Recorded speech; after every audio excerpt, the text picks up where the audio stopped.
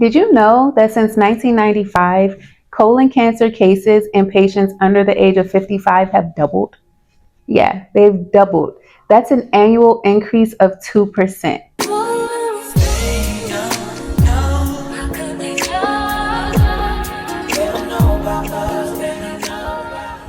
I just came across an article published by Yale Medicine. I believe it was published in 2024, about January of 2024, where they really delved into the numbers of colon cancer cases in younger people. It's getting younger and younger, and the cases are going up and up and up, and it's scary. So just some points from the article without giving too much. It does show that colon cancer is the third most diagnosed cancer, and it's the third leading cause of death in people under the age of 55. They estimate in the year 2025 alone that they would see around 154,000 new cases, a 50% increase since 1995. If you really think about it, 1995 was not that long ago, and they've already seen it double.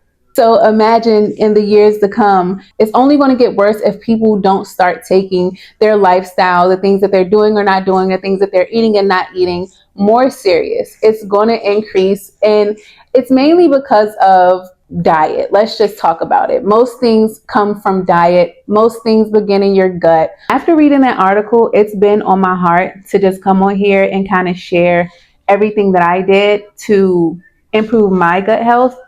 I've been on this for almost a year now, so something's been telling me to work on my gut health before even coming across these statistics. Before knowing anything about colon cancer, I had it on my heart to heal my gut. I've dealt with gut issues since I was younger, so I got to a point I was tired of living with it. If you're anything like me, you kind of just learned to live with it. It just became like a normal for you. I was one of those people who was back and forth, to the doctor trying to figure out what was going on, and I just felt like they kept prescribing me things like Miralax, or take this fiber supplement, or take these Tums, and kind of just putting a Band-Aid on something, in a sense that I really just wanted to stop buying Band-Aids for. I just wanted to fix it. I just wanted it to go away. So I took it upon myself, and I'm no doctor. This is no medical advice. I want to throw that out there. This is just a girl who was tired of living with gut issues and decided to fix it herself. So I did just take it upon myself to make lifestyle changes and to do things different. But yeah, I just wanted to come on here and share some of the things that I did to fix my gut and ultimately change my life. I feel like an entirely new person. My energy levels are much better. My skin is healing. My brain fog is even much better. I was dealing with like memory loss, so I have a lot more clarity. Trust me, I know. I live in America, and I know the standard American diet is hard to get away from, considering we live in America. We're surrounded by it. It's everywhere. And the cost of healthier food is expensive. It's much more expensive than just going to the store and grabbing the things that, aren't as healthy. If you're someone who's tried to get on this journey, then you know exactly what I'm talking about. It's easy to get caught up in the standard American diet. It's easy to fall victim to these things, to these diseases, because like I said, it's so convenient to eat unhealthy. So that really prompted me to want to do this video, to kind of talk about, like I said, the things that I did. I'm not somebody who's rich. I'm not somebody who has a big crazy budget to only buy certain types of foods and only live a certain type of lifestyle. What I did was I started small, and I started with small changes. I know it can seem overwhelming. It can seem a little daunting sometimes, especially if you're starting from square one. And I know a lot of the times we feel the pressure to just fix everything at once. And that's hard to do. And it's honestly an unnecessary pressure that we're putting on ourselves. It's okay to start small. You don't have to jump all the way in. You don't have to fix everything overnight. You don't have to go cold turkey. It's almost unrealistic. And it puts, like I said, an unnecessary amount of pressure on yourself. So start small like I did, and I'm going to show you exactly how I did that on a budget. So before we start talking about all of the other physical things, we're going to talk about what I feel is the most important thing, and that is mental health. We have to get our minds right before anything. If your mind isn't right, if you're not feeling the best mentally, you're not going to feel the best physically. You're not going to be able to show up and give your best self to anything if you're not feeling your best self in your mind. So if you're anything like me, the average adult living in America, you face stress. I face stress. We all face stress. Whether it's a lot of stress, a little bit of stress, we all deal with our own different types of stress. And if we let it get too much, if we let it get too heavy, it will affect your gut. The mind gut connection is very, very real. Stress causes an imbalance in the microbiome in your stomach. Stress alone will cause inflammation in your stomach. You may be thinking, I didn't even eat this, or I didn't eat that, or I didn't do this, or I didn't do that. I don't know why I'm bloated. I don't know why I have this inflammation in my body. I don't know why I feel achy. I don't know why I feel tired. All of that can be from stress alone. Stress alone will have you completely out of whack to where you can't really get up and work out and do the things that you need to do, or you won't feel like getting up and meal prepping. You'll be quick to grab that snack off the shelf or indulge in this sugar, because things like stress cause us to want to do those things. We don't really have like the zest or the energy to live a different type of lifestyle, to be healthy, So from experience, stress and worries and depression and all of these different mental factors was stopping me from just taking step one. Well, what I thought was step one, really step two, because mental health is step one. It was stopping me from doing everything else I needed to do. I dealt with postpartum depression. My son is 15 months old now, and I spent from the time he was 4 months old until now being a single mom. While being a single mom, trying to run a new business, trying to remember to just brush my hair and take a shower while, like I said, being a mom, entrepreneur, and just trying to live a normal life. I was dealing with so much stress. I didn't really have a lot of help. I don't feel like I had like the big village that people talk about. Because of all of those things, I was stressed. I was 100% stressed, even when I didn't notice on days where I thought, I feel okay. Today is not a bad day. I was still stressed and I didn't even know it. But my body was sending me signals and showing me, hey, you're stressed and you need to kind of figure it out. It basically, let me know like, okay, I'm having these body issues strictly because of stress. There's nothing wrong with me, really. I'm just stressed. And because of that, I couldn't do anything, it felt like. So I'm not going to stay on that topic too much. Just please prioritize your mental health before anything. I feel like it's the key to living in your best body and being able to show up fully for yourself and stay committed to things and stay disciplined to things. Some ways really quickly that I worked on my mental health, I began journaling. Journaling, and it's been the best thing for me. I have 2 journals. I have a gratitude journal where I talk about, all the great things going on and how grateful I am. And I have another journal where I really kind of just brain dump all of my stresses. And it really does help. It really helps me feel like I got it off. It helps me feel like I had a great conversation with my best friend. It really does make you feel a lot better. So I would recommend grabbing yourself a journal. And if you don't want to get a journal, just grab some paper, grab index cards, whatever you need to do, where you can, get those things off of your chest. Or even if you just want to do a voice note on your phone, turn on your voice note and kind of just talk to yourself. Put it on camera, do a diary, a blog diary, where you kind of just talk and you get those things out. And it really does help you feel better. Trust me, it helps you feel better. And it helped me feel better. So I hope that works for you. Another thing I started doing mirror work. And I learned it from another YouTuber. I'll try to plug her video in somewhere, where she sits in front of the mirror and she talks to herself and she talks good to herself. And she speaks life into herself. And a lot of the time when we're stressed and we're dealing with these things, we have like a quiet voice that'll try to come in and tell us things about ourselves. And we'll be hard on ourselves, and we'll hear the whispers of what we're not doing right or what we're not doing enough of, and how this one thing we said was so bad, and it keeps replaying, but we don't replay enough the good things that we did or the good things that we said or the good things about ourselves. So I found that doing this mirror work, and I actually have a little mirror right here that I actually bought for that. And I keep it right here on my desk where I do most of my work. So I can remember to do those things. And I just get in the mirror and I just say, hey, you're okay. You're fine. Things are going to be okay. You're smart. You're beautiful. You're capable. Don't let anybody tell you different. You got this, girl. Like, it is that comes to my mind. It might be a little cringy right now, but these are the things that I just get in the mirror and I tell myself. And it really does make me feel better. And it gives me like, that pep. Another key thing I did to improve my mental health was I made it a priority to get outside more. It's summertime now. There's really no excuse not to be outside and get that good vitamin D, get that good fresh air. Science does show that we need to interact with a certain amount of people daily to not really feel depressed. And the more you're inside, cooped up, alone, even just not feeling the sun on your skin, even if you go outside and you don't interact with a single person, being outside and feeling the wind and the sun on your skin and hearing the birds and the animals, it does help your mood and it does help to fight depression, whether you're really realizing it in the moment or not. Even if you open the window and you get natural light, it's not the same as getting outside. And I noticed on days that I would go outside and just take a walk that I came in feeling much better. Please prioritize trying to get outside, even if it's for 10 minutes, 5 minutes. If you have a balcony, do that. But please, if you're someone who kind of just stays in the house and stays cooped up in your room, try to make it a point to just go take a walk.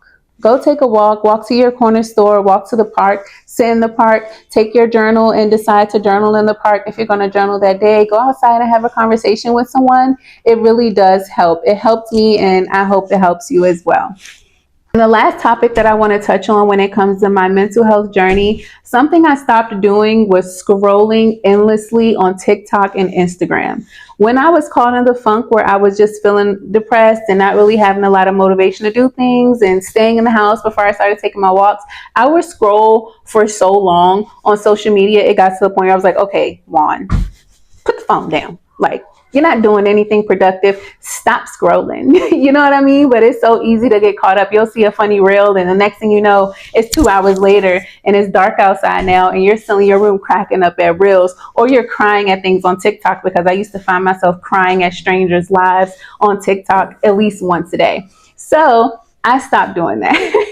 And I especially made it a point to set my phone down away from me at least an hour before bedtime. I used to have my phone in bed with me and I would scroll and I would begin to doze off on my phone. And that's how I know, okay, close the phone and go to sleep. I don't do that anymore. I purposely now have a specific outlet in my room that is across my room where I go plug my phone up and I turn my ringer off so I don't hear any dings and notifications and even feel tempted to go check it. I plug it up on the other side of the room and I find something else to do before bed. I will put on a funny movie. I'll put on music. I'll journal. I will do anything else but scroll on my phone at least an hour before bed. Trust me, it helps your mental. So like I said, I would put on something before bed. I made it a point to stop watching certain things also before bed. I no longer put on scary movies or suspense or thrillers or ID Discovery or The First 48, all of those shows that I used to love. Well, I still like. I just stopped watching them before bed. I noticed if I consume like a higher vibrational type of content before bed, that I slept better. I feel like I had better dreams and I feel like I woke up feeling better.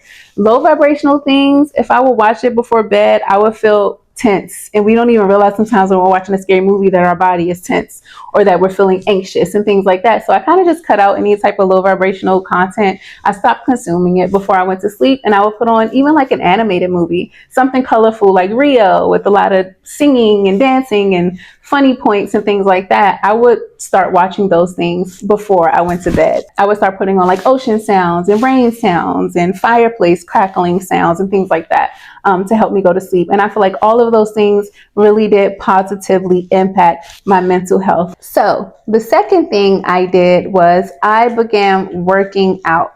Exercise will and does impact your gut health. Regular daily exercise or physical movement can increase the function of the good bacteria in your gut. It will reduce inflammation and it will improve your digestion. Regular physical activity has actually been proven to positively impact good bowel habits and to have you more regular in the bathroom and to relieve constipation. So yes, regular physical activity will improve your gut's microbiome by increasing the number and variety of the good bacteria in your gut. So really quick to summarize the benefits of exercise when it comes to your gut health. It improves digestion, aka better bowel habits. It reduces the inflammation in your body. It increases the good bacteria in your gut, leading to an overall healthier gut microbiome. It increases the nutrient absorption in your body, and it positively influences your mind to gut connection. So I say that to say, get on an exercise regimen. So the next thing I did to improve my gut health was incorporate probiotics and prebiotics into my daily routine. So really quick, for those of you who don't know, probiotics are basically good bacteria. And prebiotics is essentially the food to feed the probiotics. So yes, probiotics are living microorganisms like bacteria and yeast that your body needs to stay balanced. You need your good bacteria.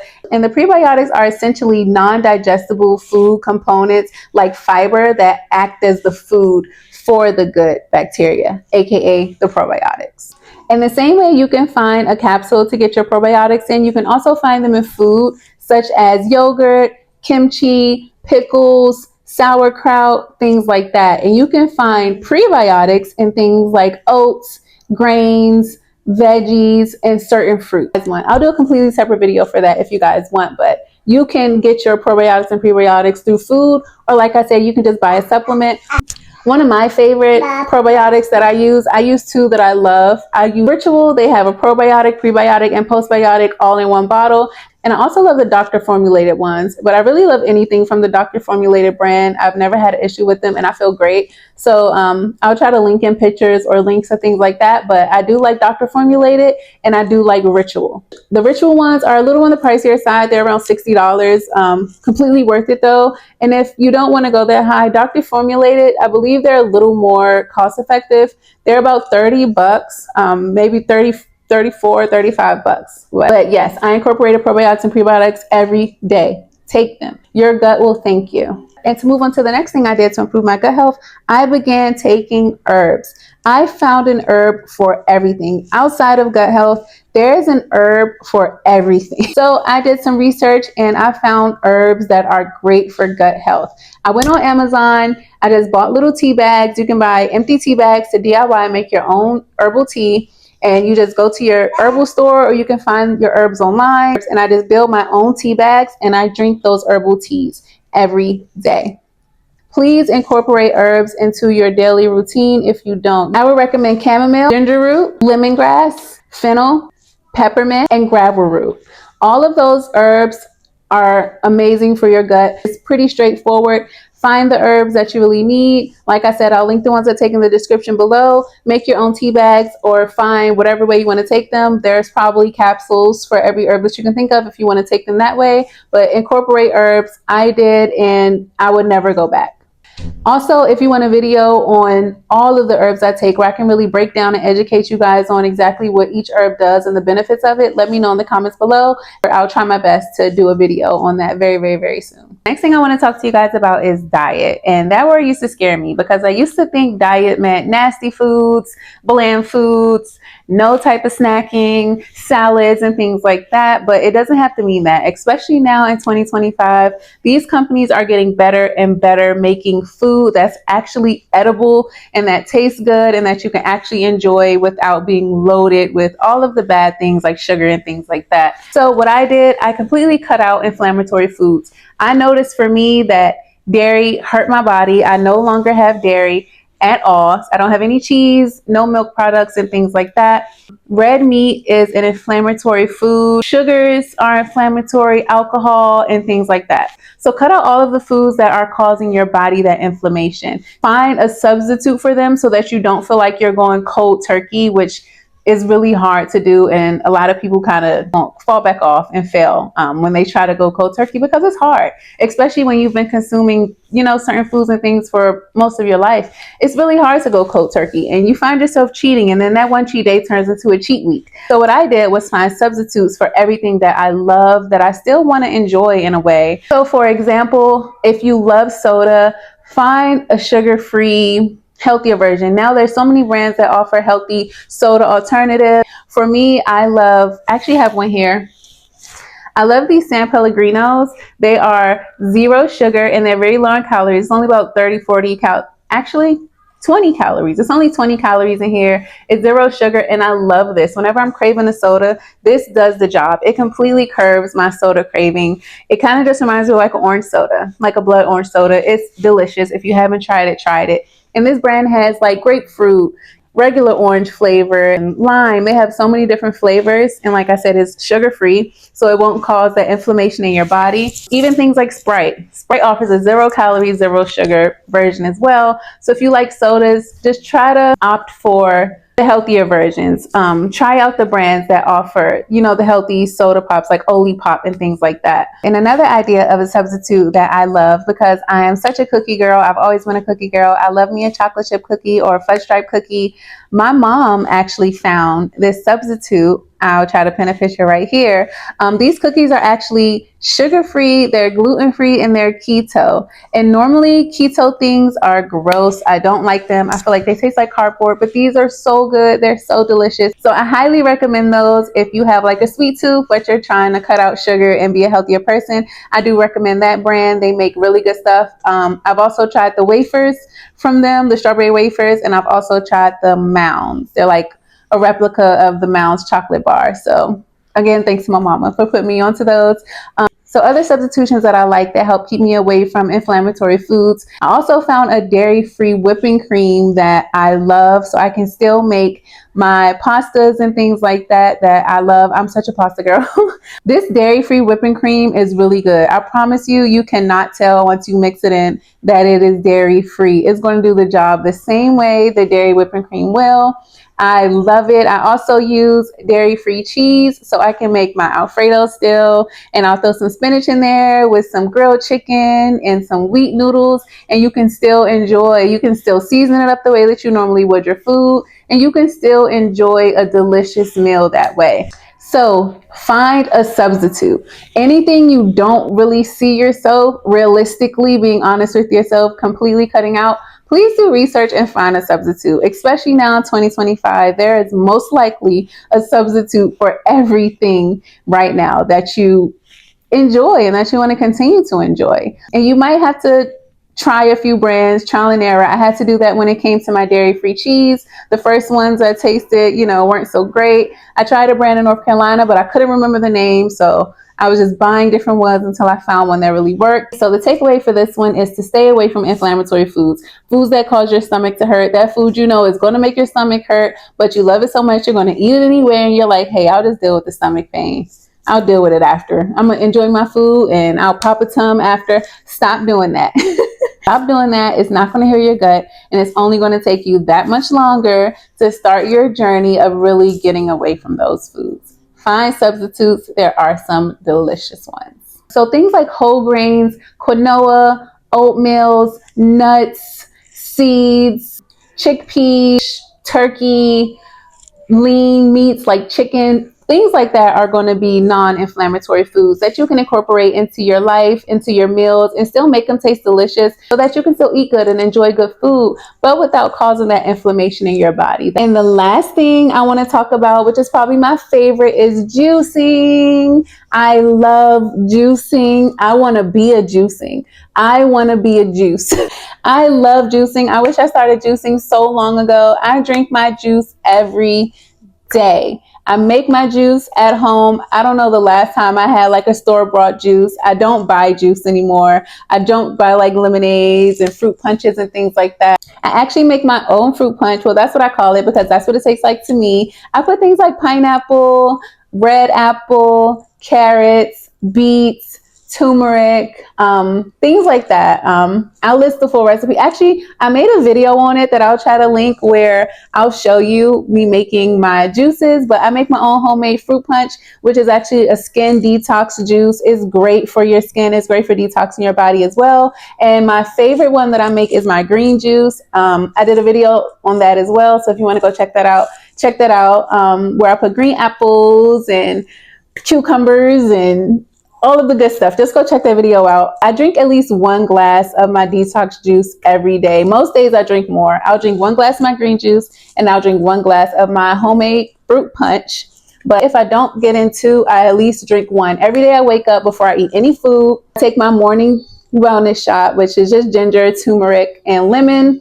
And then I follow with one of my detox juices, either my green goodness or my fruit punch. And I'll have that before I eat any food. And the way it's gotten rid of my bloating, like I said, I want to be a juice. I really started to see a difference after I started my detox juice. I don't know if you can tell by how excited I get about talking about my detox juice, but incorporate that in your diet. It's so good for your gut. So yes, juices. You don't have to make them yourself. There are places that sell like green juices and things like that, but just be careful, because I noticed some brands, I won't say any names, but there are some brands I noticed that market themselves as like a green goodness, a green juice, but if you look, there's like a lot of other crap in there. So I would recommend, if you can, making it yourself. Like I said, you don't even need a juicer. You just need like a stocking cap or a cheesecloth and your ingredients. But if not, there are places where you can find like actual good juices, like veggie juices and things like that. So try to incorporate some type of healthy wellness juice into your diet. And guys, with that, that is everything that I have been doing to heal my gut. And I feel so much better. Like I said, I feel like night and day. I feel like a completely different person. And this is only some months in. It hasn't even been a year that I've been making these changes. And I feel great. I'm not bloated all the time anymore. Even when I'm on my cycle, I notice that I'm not bloated anymore. I have like a natural energy, a natural coffee energy feeling about myself. My skin is healing from the inside out. My mind is clearer. I just really feel so much better. Your gut being healthy will make you feel so much better, and it being unhealthy will really just make you feel out of whack. So I hope that this video helped somebody. I hope that you learned something from this video, even if it was one thing. I hope that you can incorporate, even if it's only one thing from this video, into your life. Hopefully you can incorporate all of them. I'm rooting for you. You are not alone if you're dealing with gut issues or IBS and things like that. A lot of us are dealing with it, and a lot of us are trying to take the steps now to heal it. So I hope that you can get to the destination that you're trying to get, and I hope you have a healthy gut very soon, and I hope overall you're healthy, and I wish health and happiness and abundance and success and love and all of the things that are good all over you. I'm speaking it all over you. And if you found anything beneficial from this video, or if you even learned one thing, please go ahead and give me a like or a comment, or if you really want to bless me, go ahead and subscribe to my channel. I really do appreciate you if you made it to the end of this long video. Thank you so much for watching. I love you, and I hope to see you in another one. Bye.